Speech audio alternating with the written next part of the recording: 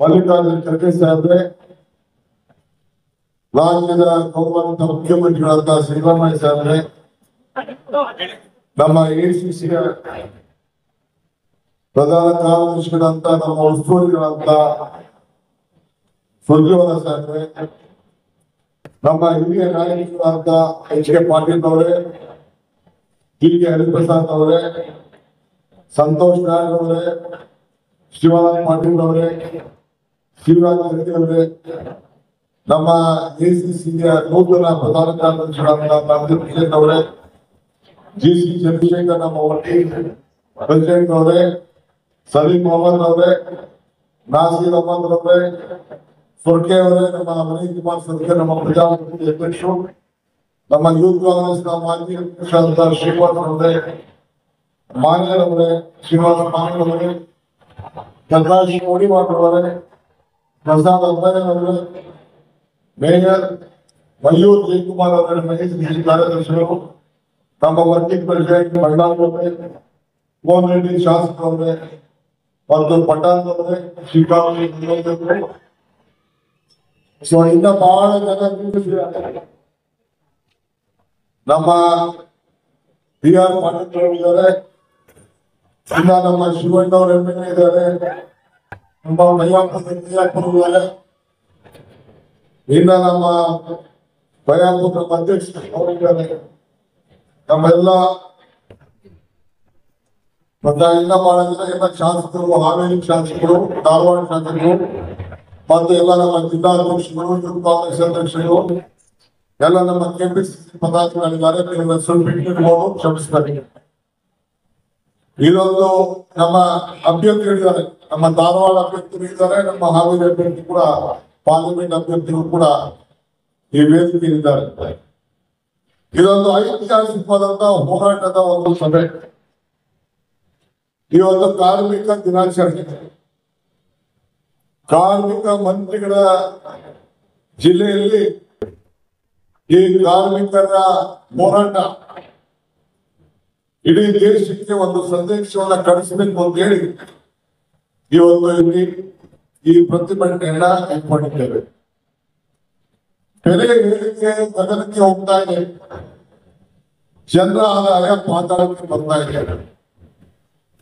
ಇದನ್ನ ಮುಕ್ತಿ ಮಾಡಬೇಕು ಅಂತ ಹೇಳಿ ನಾವು ಅಧಿಕಾರ ತೆಗೆದುಕೊಂಡಂತ ಮೊದಲನೇ ದಿನ ಮಾನ್ಯ ಶ್ರೀ ಮಲ್ಲಿಕಾರ್ಜುನ ಖರ್ಗೆ ಅವರು, ರಾಹುಲ್ ಗಾಂಧಿ ಅವರ ಆದೇಶದಂತೆ ಮೊದಲನೇ ಕ್ಯಾಬಿನೆಟ್ ನಲ್ಲೇ 5 ಗ್ಯಾರಂಟಿಗಳನ್ನು ನೀಡಿ ಇವತ್ತು ಜನರಿಗೆ ಶಕ್ತಿ ಕೊಡುವಂತ ಕೆಲಸ ಮಾಡಿದ್ದೇವೆ. ಆದರೂ ಬೆಲೆ ಜಾಸ್ತಿ ಆಗ್ತಾ ಇದೆ. ಬಿಜೆಪಿಯವರು ಜನ ಆಕ್ರೋಶ ಯಾತ್ರೆ ಮಾಡ್ತಾ ಇದ್ದಾರೆ. ಆಕ್ರೋಶ ಪ್ರಾರಂಭ ಮಾಡಿದರೆ ಬಿಜೆಪಿಯವರು ಕೇಂದ್ರ ಸರ್ಕಾರ ಮತ್ತೆ ಡೀಸೆಲ್ ಪೆಟ್ರೋಲ್ ಬೆಲೆಯಿಂದ ಏರಿಕೆ ಮಾಡಿದ್ದಾರೆ. ಆ ಡೀಸೆಲ್ ಪೆಟ್ರೋಲ್ ಏರಿಕೆ ಗ್ಯಾಸ್ ಆದ ತಕ್ಷಣ ಸಾಮಾನ್ಯ ಎಲ್ಲ ಬೆಲೆಗಳು ಏರಿಕೆ ಆಗಲು ಸರ್ವೇ ಸಾಮಾನ್ಯ. ಪೆಟ್ರೋಲ್ ಬೆಲೆ, ಗ್ಯಾಸ್ ಬೆಲೆ ಇಂದ ಡೀಸೆಲ್ ಬೆಲೆಯಿಂದ ಸಿಮೆಂಟು, ಕಬ್ಬಣ ಎಲ್ಲ ಆಗ್ತಾ ಇದೆ. ಇವತ್ತು ನಮ್ಮ ಸರ್ಕಾರ ನಿಮ್ಮೆಲ್ಲರ ಆಶೀರ್ವಾದದಿಂದ 136 ಸೀಟ್ ಬಂದು ಆಶೀರ್ವಾದದಿಂದ ಗೆಲ್ಲಿಸಿದ್ವಿ. ಅದಾದ್ಮೇಲೆ ಮತ್ತೆ 2 ಸೀಟ್ ಜಾಸ್ತಿ ಆಯ್ತು. 2 ಇಂಡಿಪೆಂಡೆಂಟ್ ಸೇರ್ಕೊಂಡ್ರು. ಇನ್ನ 2 ಸೀಟು ಶಿಗ್ಗಾವಲ್ಲಿ ಮಾಜಿ ಮುಖ್ಯಮಂತ್ರಿಗಳ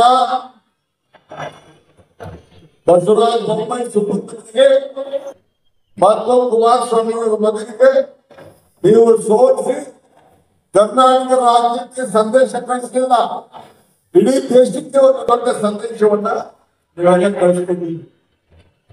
ಸೊ ನೀವೆಲ್ಲ ಎಲ್ಲ ಕಾರ್ಯಕರ್ತರಿಗೆ ಮತದಾರರಿಗೆ ನಾವು ಅಭಿನಂದನೆ ನಾವು ಬಯಸ್ತಾ ಇದ್ದೇವೆ. ಸೊಂಡೂರು ಸೀಟು ನಮ್ಮ ಸ್ವಂತ ಸೀಟು. 20ನೇ ತಾರೀಕು ನಮ್ಮ ಸರ್ಕಾರಕ್ಕೆ, ನಿಮ್ಮ ಸರ್ಕಾರಕ್ಕೆ 2 ವರ್ಷ ಆಗ್ತಾ ಇದೆ. ಆ ಸಂಭ್ರಮವನ್ನ ಆಚರಣೆ ಮಾಡಬೇಕು ಅಂತ ಹೇಳಿ ವಿಜಯನಗರದಲ್ಲಿ ಮಾಡಬೇಕು ಅಂತೇಳಿ ನಾನು ಮುಖ್ಯಮಂತ್ರಿಗಳು ಚರ್ಚೆ ಮಾಡಿ ನಮ್ಮ ಎಐಸಿಸಿ ಅಧ್ಯಕ್ಷರಿಗೆ ರಾಹುಲ್ ಗಾಂಧಿ ಅವರಿಗೆ ನೀವು ಬಂದು ಆ ಸಂಭ್ರಮದಲ್ಲಿ ಜನರನ್ನು ಉದ್ದೇಶಿಸಿ ಮಾತಾಡಬೇಕು ಅಂತ ಹೇಳಿ ತೀರ್ಮಾನವನ್ನ ಮಾಡಿದ್ದೇವೆ. ಈಗಾಗಲೇ ನಮ್ಮ ರೆವಿನ್ಯೂ ಡಿಪಾರ್ಟ್ಮೆಂಟ್ ಅವರು ಕೃಷ್ಣಬೈರೇಗೌಡರು ಮತ್ತು ಜಿಲ್ಲಾ ಮಂತ್ರಿಗಳು ಮತ್ತು ಪಕ್ಷ ಎಲ್ಲ ಸೇರಿ ಅದರ ಮುಖಂಡತ್ವವನ್ನು ತೆಗೆದುಕೊಂಡು ನಾವು ಒಂದು ದೊಡ್ಡ ಸಮಾವೇಶವನ್ನು ಮಾಡಿ ಜನರಿಗೆ ಏನು ಕೊಟ್ಟಂತ ಮಾತನ್ನು ಆ ಮಾತನ್ನ ಉಳಿಸಿಕೊಂಡಿದ್ದೇವೆ. ಯಾವ ಕಾರ್ಯಭಾರವನ್ನ ಈ ರಾಜ್ಯದ ಜನತೆಗೆ ನಿಮ್ಮ ಹೃದಯದ ಜನಕ್ಕೆ ಏನು ಪ್ರಯತ್ನವನ್ನ ಮಾಡ್ತಾ ಇದ್ದೇವೆ ಅದೆಲ್ಲ ಹಂಚಿಕೊಳ್ಳುವಂತ ಕಾರ್ಯಕ್ರಮವನ್ನು ಮಾಡಿದ್ದೇವೆ. ಇವತ್ತು ಬೆಳಗ್ಗೆ ನಮ್ಮ ಎಐಸಿಸಿ ಅಧ್ಯಕ್ಷರಾದ ಮಲ್ಲಿಕಾರ್ಜುನ ಖರ್ಗೆ ಸರ್, ರಾಜ್ಯದ ಮುಖ್ಯಮಂತ್ರಿಗಳಾದ ಸಿದ್ದರಾಮಯ್ಯ ಸರ್, ಈ ಕಾರ್ಮಿಕ ದಿನಾಚರಣೆ ಕರ್ನಾಟಕ ರಾಜ್ಯದ ನಮ್ಮ ಕಾಂಗ್ರೆಸ್ ಪಕ್ಷದ ಪ್ರಣಾಳಿಕೆಯಲ್ಲಿ ನಾವು ಮಾತು ಕೊಟ್ಟಿದ್ದು ಪೌರ ಕಾರ್ಮಿಕರಿಗೆಲ್ಲರೂ ಕೂಡ ನಾವು ಕಾಯಂ ಮಾಡ್ತೇವೆ. ಯಾರು ಕಸವನ್ನು ಗುಡಿಸಿ ನಗರವನ್ನ ಕರ್ನಾಟಕ ರಾಜ್ಯವನ್ನ ಬೆಂಗಳೂರು ನಗರವನ್ನ ಬಹಳ ಉತ್ತಮವಾಗಿ ಮಾಡ್ತಾ ಇದ್ದಾರೆ, ನಗರಗಳಲ್ಲಿ ಕಸ ಗುಡಿಸ್ತಾ ಇದ್ದಾರೆ, ಅವರೆಲ್ಲ ಕಾಯಂ ಮಾಡ್ತೇವೆ ಅಂತ ಹೇಳಿ ನಾವು ಮಾತು ಕೊಟ್ಟಿದ್ದೆವು ಪ್ರಣಾಳಿಕೆ. ಇವತ್ತು ಬೆಳಗ್ಗೆ ಬೆಂಗಳೂರು ನಗರದ ಆಲಮಟ್ಟಿಯಲ್ಲಿ 12,692 ಜನರಿಗೆ ನಾವು ಇವತ್ತು ಕಾಯಂ ಮಾಡಿ ಸರ್ಟಿಫಿಕೇಟ್ ಕೊಟ್ಟು ಭಾಗನ ಒಲಿಸಿಕೊಂಡು ಇವತ್ತು ನಾವು ಇಲ್ಲಿಗೆ ಬಂದಿದ್ದೇವೆ. ನಾನು ಯಾಕೆ ಮಾತು ಹೇಳ್ತಾ ಇದ್ದೀನಿ, ಬಿಜೆಪಿಯವರು ಇವತ್ತು ಅಧಿಕಾರದಲ್ಲಿ 3 ವರ್ಷ ಆಗಿತ್ತು. ಇಂಥ ಒಂದು ಕೆಲಸ ಈ ಬಡವರ ಪರವಾಗಿ ಇವತ್ತು ಏನು ಬೆಲೆ ಏರಿಕೆ ಜನ ತಂತ್ರಿಸ್ತಾ ಇದ್ದಾರೆ. ಯಾರಿಗೋಸ್ಕರ ಬೆಲೆ ಏರಿಕೆ? ಯಾರೆಲ್ಲ ಅನುಕೂಲ? ಇವತ್ತು ದೊಡ್ಡ ದೊಡ್ಡ ಕೈಗಾರಿಕೆಗಳು, ದೊಡ್ಡ ದೊಡ್ಡ ಉದ್ಯಮಿಗಳು, ಒನ್ ಟೈಮ್ ಸೆಟಲ್ಮೆಂಟ್ ಫ್ಯಾಕ್ಟರಿ ಮಾಲೀಕರುಗಳು, ಶುಗರ್ ಫ್ಯಾಕ್ಟರಿ ಮಾಲೀಕರು, ಅವರೆಲ್ಲರೂ ಕೂಡ ಯಾರು ದುಡ್ಡು ಕಟ್ಟಿಲ್ಲ ಅವ್ರಿಗೆಲ್ಲ ಒನ್ ಟೈಮ್ ಸೆಟಲ್ಮೆಂಟ್ ಅಂತ ಹೇಳಿ ಕೋಟ್ಯಾಂತರ ರೂಪಾಯಿ ಪಾಪ ಮಾಡ್ತಾ ಇದ್ದಾರೆ. ಅದು ಈ ದೇಶದ ಭ್ರಷ್ಟಾಚಾರ. ಈ ದೇಶಕ್ಕೆ ಏನು ಯಾವ ಸಹಾಯ ಮಾಡ್ಬೇಕು ಅಂತ ಹೇಳಿ ಬ್ಯಾಂಕ್ ದುಡ್ಡು ಇವತ್ತೇನ್ ಮಾಡ್ತಾ ಇದ್ದಾರೆ. ಇದು ನಾವು ಕೊಡ್ತಾ ಇರೋಂತ ಫ್ರೀ ಅಲ್ಲ. ನಾವು ಬರೀ ನಿಮ್ಗೆ ಕೊಡ್ತಾ ಇರೋದು ವರ್ಷಕ್ಕೆ 50,000 ರೂಪಾಯಿ 60,000 ರೂಪಾಯಿ ಸಡ ನಿಮ್ಮ ಬದುಕನ್ನು ಕಟ್ಟಕ್ಕೆ ನಾವು ಕೊಡ್ತಾ ಇದ್ದೀವಿ. ಅವರು ಒಂದೊಂದು ಫ್ಯಾಕ್ಟರಿಗೆ ಒಬ್ಬೊಬ್ಬ ನೌಕರಿಗೆ 10,000 ರೂಪಾಯಿ ಕೋಟಿಯನ್ನ ಫ್ಯಾಕ್ಟರಿ ಮಾಲೀಕರಿಗೆ, ಕಂಪನಿಗಳ ಮಾಲೀಕರಿಗೆ ಇವತ್ತು ಸಹಾಯವನ್ನು ಮಾಡಿ ಅವರು ಶ್ರೀಮಂತರಿಗೆ ಸಹಾಯ ಮಾಡ್ತಿದ್ದಾರೆ. ನಿಮ್ಮ ಸರ್ಕಾರ, ಸಿದ್ದರಾಮಯ್ಯ ಸರ್ಕಾರ, ಕಾಂಗ್ರೆಸ್ ಸರ್ಕಾರ ಸಾಮಾನ್ಯ ಜನರ ಪರವಾಗಿ ಇಟ್ಟುಕೊಂಡು ಇವತ್ತು 52,000 ಕೋಟಿ ರೂಪಾಯಿ ಇವತ್ತು ನಾವು ಕಟ್ತಾ ಇದ್ದೇವೆ. ನಿಮ್ಗೆಲ್ಲ ಉಚಿತವಾಗಿ ಕರೆಂಟ್ ಕೊಡ್ತಾ ಇದ್ದಾರೆ, ಎಲ್ಲ ಉಚಿತವಾಗಿ 2,000 ಕೊಡ್ತಾ ಇದ್ದಾರೆ, ಎಲ್ಲರಿಗೂ ಕೂಡ ಉಚಿತವಾಗಿ ಪ್ರಯಾಣ ಮಾಡ್ತಾ ಇದ್ದಾರೆ. ಎತ್ತಿ ನೋಡೋಣ, ಯಾರು ಬಸ್ ನೋಡ್ತಾ ಇದ್ದೀರಿ, ಯಾರಿಗೆ ಕರೆಂಟ್ ಇರ್ತಾ ಇದೆ, ಯಾರು ಅಕ್ಕಿ ಸಿಗ್ತಾ ಇದೆ, ಎಲ್ಲ ಕೇಳ್ತಿದ್ದ ನೋಡೋಣ. ಸಂತೋಷ. ಇದು ಬೆಲೆ ಏರಿಕೆಯಿಂದ ರಾಹುಲ್ ಗಾಂಧಿ ಅವರು ಪಾದಯಾತ್ರೆ ಮಾಡೋದಕ್ಕೆ ಇಂಥ ಒಂದು ಕಾರ್ಯಕ್ರಮವನ್ನು ನಾವು ಕೊಟ್ಟಿದ್ದೇವೆ. ಇವತ್ತು ಮುಖ್ಯಮಂತ್ರಿಗಳು ಒಂದು ಪುಸ್ತಕ ಮಾಹಿತಿ ಮಾಡಿ ಕಳಿಸ್ಕೊಂಡಿದ್ದಾರೆ. ನಾವು ಪಕ್ಷದಿಂದ ಅದನ್ನ ಪ್ರಕಟಣೆಯನ್ನು ಮಾಡಿದ್ದೇವೆ. ಎಲ್ಲ ಬೆಲೆಗೆ ಏನಿದ್ರು ಇವತ್ತು ಚಿನ್ನ, ಮೊದಲು ಚಿನ್ನ 105 ಗ್ರಾಮ್ ಕೇಳಿ ಯಾರು ಮಾಂಗಲ್ಯ ತಗೊಳಕ್ ಆಗ್ತಾ ಇಲ್ಲ. ಮಾಂಗಲ್ಯ ಸರಬೇಡ, ಮಾಂಗಲ್ಯ ತಗೊಳಕ್ ಆಗ್ತಾ ಇಲ್ಲ. ನಿನ್ ಬಗ್ಗೆ ಕಟ್ಕೊಂಡು ನಾನೇ ಕಟ್ಟಬೇಕು. 24,000 ರೂಪಾಯಿ ಕಾಂಗ್ರೆಸ್ ಸರ್ಕಾರ ಇದ್ದಾಗ 28,000 ಇತ್ತು.